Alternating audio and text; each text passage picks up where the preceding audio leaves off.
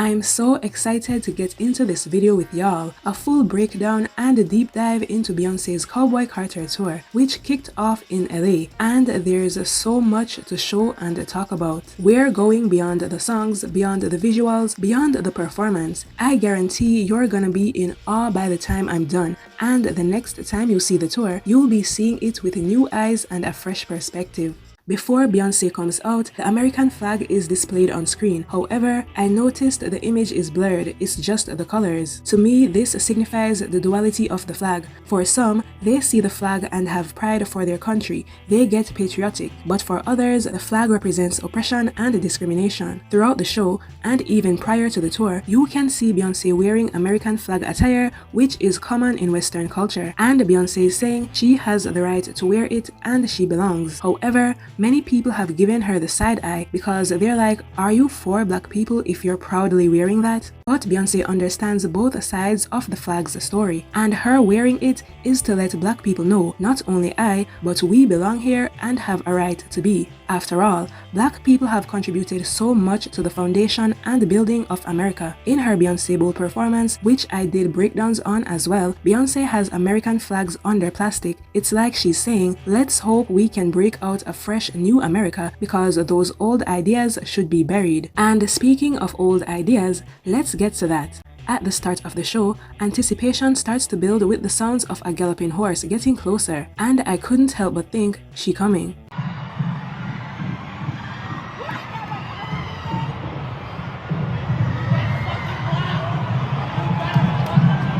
Beyoncé came out dressed in white from head to toe. If she continues wearing white during this section, then it's clear the message is to represent freedom. But regardless, that is the message, and it's further proven based on the following songs she sings in this part of the show. She started off by singing American Requiem, which also is the song that starts her album.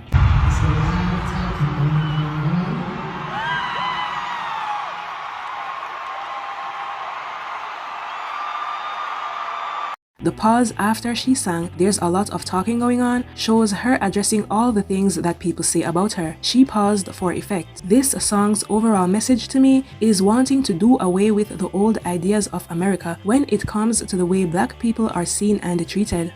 She also did Blackbird, which is a song written by the Beatles about the Little Rock Nine, who were a group of 9 black students that were terrorized for being the first black students to integrate into an all-white school in Little Rock, Arkansas. Blackbird again touches on the theme freedom with lyrics like, "You were only waiting for this moment to be free." She gives a shout out to black artists who came before her while showing pictures of Linda Martell, Elizabeth Cotton, Rosetta Tharpe, and she also showed a picture of the Little Rock Nine. It feels so good to be on this stage. I want to thank all of those who came before me and allowed me to be on this stage today. I want to thank you to my fans for allowing me to make this album. Thank you for giving me the creative liberty to challenge myself. Thank y'all for supporting it. It means so much. I love you so much. This is to all of the Blackbirds tonight. We even see Beyoncé looking carefree and spinning during Blackbird. This is the feeling she wants black people to always have, feeling light and free. At the end of the song, she shows a blackbird and her sitting in front of a tattered American flag with her face covered. To me, this is the opposite of what the spin represents. It shows her being in a non-free state while watching the blackbird have freedom and wanting that. Of course, she's representing black people here. The tattered flag is a sign that for black people, America is a struggle. Like, it's not easy being black in America, and her singing the anthem afterwards with the red, white, and blue colors and the stars and the stripes flashing on the screen further proves that.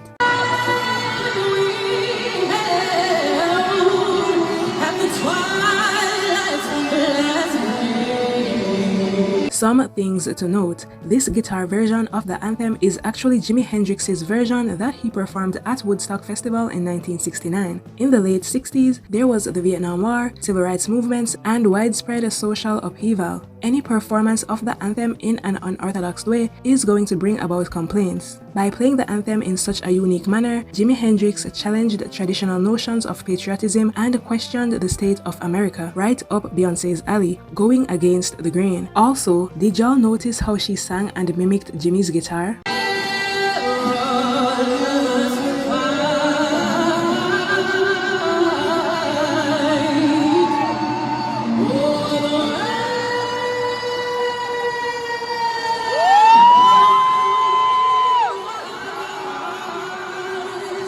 Next thing, instead of ending by singing The Land of the Free, she brings us back to Blackbird and instead sings, "You were only waiting for this moment to be free." Meanwhile, the words, "Never ask permission for something that belongs to you," were displayed behind her.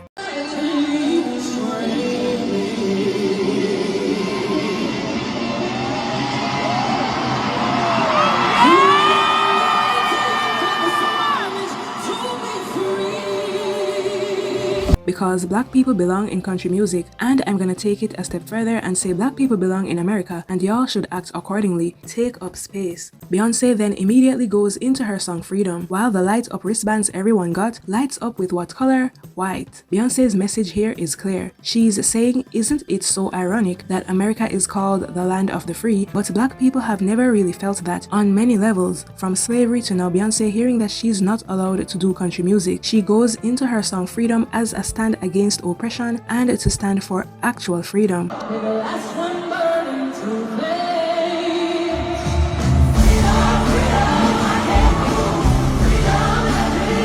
She's also wearing a sash that says Reclamation of America, need I say more? She then goes into Yaya, which is the perfect follow-up song as it does touch on social issues. Many dance to Yaya, but they don't really listen to the lyrics. Don't let the words whole lot of red in that white and blue go over your head.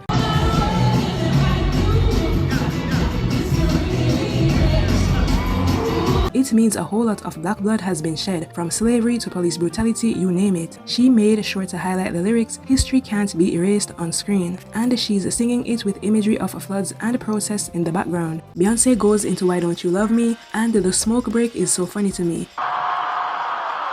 Holy shit! Yes, B? Pretty! But I mentioned this because the act of smoking on stage, prop cigarette or not, shows how much freer Beyoncé is now, like she's not afraid to express herself. And that's why her lyrics are bolder now. She left the stage with Old Louisiana playing, and then we see her draped in an American flag. This made me think, am I American enough for you now? This imagery is followed by a Ras Baraka piece called I Want to Hear an American Poem, which touches on the realities of America, with words like I want to hear an American poem about sharecroppers on the side of the road, of families in cardboard boxes, not about kings or majestic lands or how beautiful ugly can be. Basically a poem about not prettying up America. Something American, you know. Something American, you know. Some sassy shit. South Carolina slave shouter, Alabama backwoods church shack call and respond, hey you! Beyoncé also mixed in some negative commentary about her foray into country music. What is happening to country music? It's gotten sick. Like how that Confederate flag waving washed up actor John Schneider said she's trying to leave her mark on every genre like a dog in a dog walk park. Not to make her mark just like a dog in a dog walk park.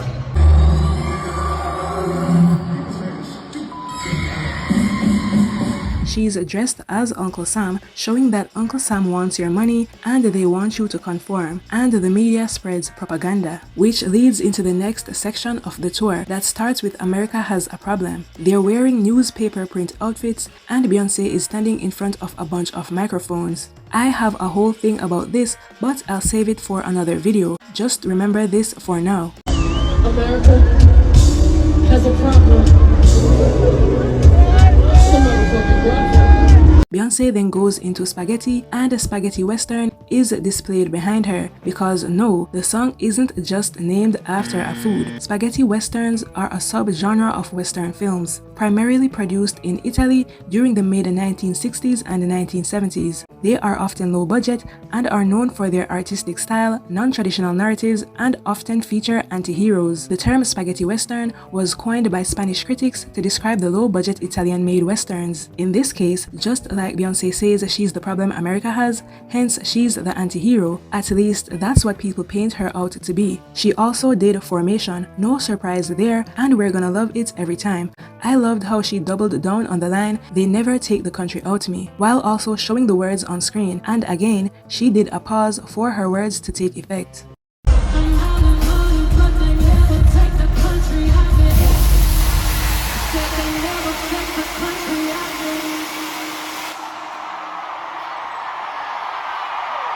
My House also made the set list. My House to me is such a strong song, like she starts off by talking about her and her thug bae. She also spoke about who let these goons out.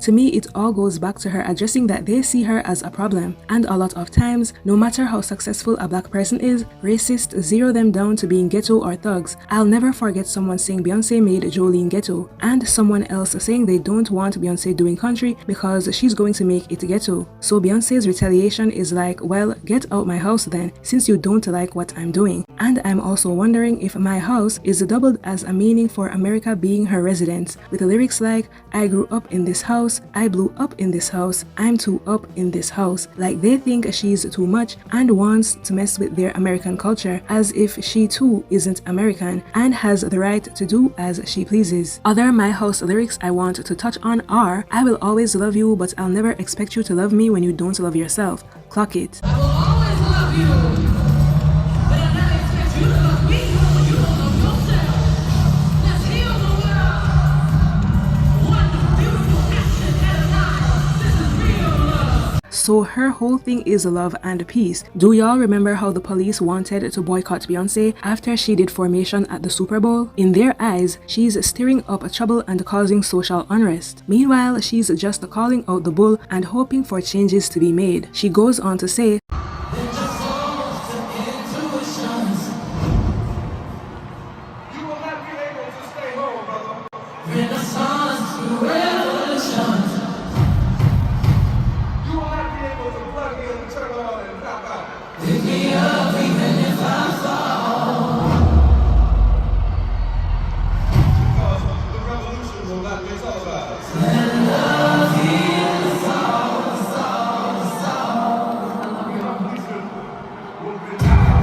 during My House, Beyoncé mixed in a poem by Gil Scott-Heron called The Revolution Will Not Be Televised. It's a call to action, urging people to participate in social change and not just passively observe from the sidelines. Hence, Renaissance the Revolution. I could go on, but let me move on. Then there's this interlude that's like a Western film. It says, who is Cowboy Carter? And a woman makes a phone call notifying someone that Cowboy Carter is coming to town, basically. And you see people running and even saying a prayer, like here comes the trouble coming to shake ish up. You got a problem, cowboy.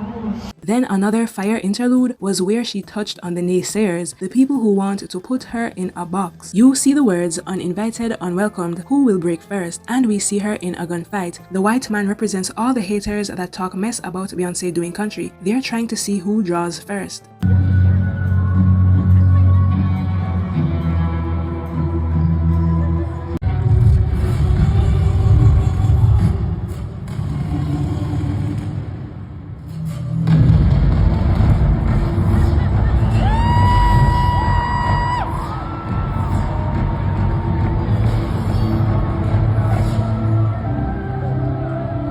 This interlude shows that though the haters are quick with their bullets and keep firing away, they quickly realize that Beyoncé is bulletproof. Their words can't hurt nor stop her, and she gets the last say. While he's firing at her, it literally sounds like he's shooting iron. She's letting us know she's tough. She then kills him with a single bullet. At the same time, you hear her song move. So it's like, I'm done with y'all haters, I keep winning. Now get gone, move.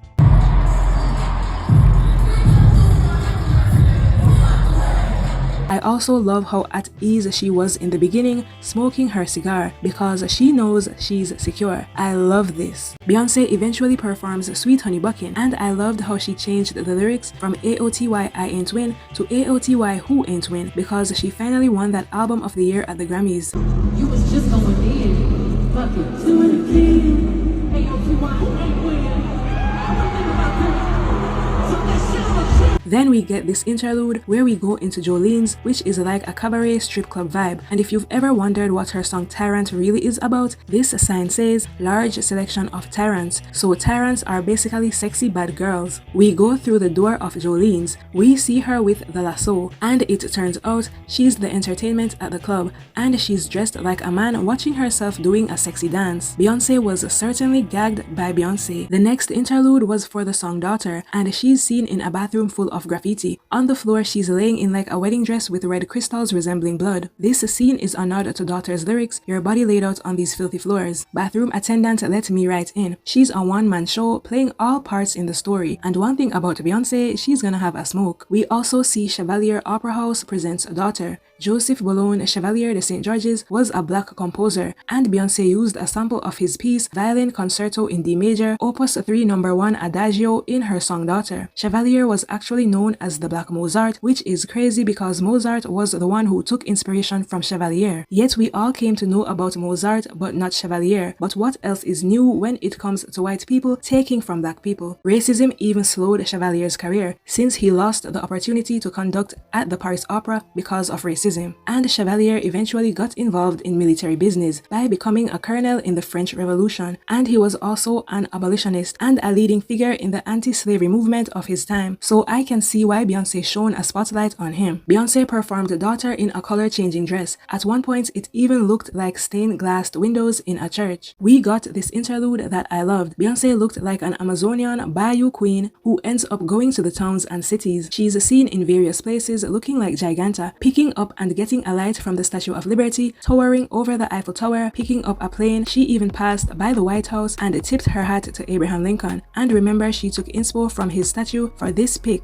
Of course, she respects the president who ended slavery. She was also at the Hollywood sign and even took the Sphere from the Las Vegas Sphere. Some thought this proved that she will perform at the Sphere at some point, but absolutely not, since the owner of the Sphere sent Beyonce a cease and desist for using its imagery without their permission. Can you believe that? And what did Beyonce do? Put on her petty hat and replaced the Sphere with the Las Vegas Allegiant Stadium. I also loved how she made it like the cartoons were reacting to her as well. And again, Beyonce is a one-man show, reacting to herself being super tall.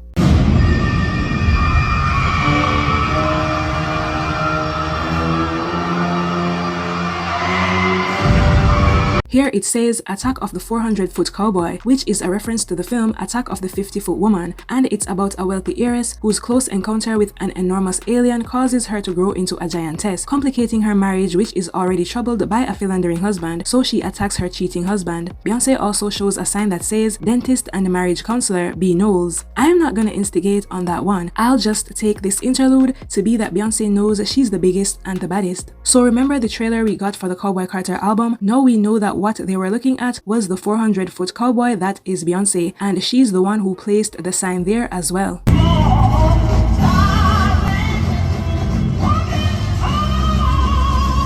This next interlude is basically a summary of Beyonce's career. We hear her as a kid singing, we see her grow in Destiny's Child and into her solo career. She shows her losing on Star Search as a kid and then losing Album of the Year all those years. She shows herself going through stress and injury and performing alongside the greats, etc. This is the perfect interlude to introduce the song 16 Carriages, which is about all her hard work and sacrifice since she was young. I expected her to be in an actual carriage while singing 16 Carriages, but she was in a red Cadillac and literally flew over the audience in it. The tour seemingly ends because Beyonce said her thank yous and everything went dark, but she made a surprise by coming out to finish off the show with Amen in a long floating American flag print dress on the first night. Then we see this Statue of Liberty with a bandana and braids. Maybe her way of saying she can do what she wants and make anything, any genre, her own. Maybe it's a way to show black people leaving their stamp on America. I loved everything about the show. Let me know what you liked the most.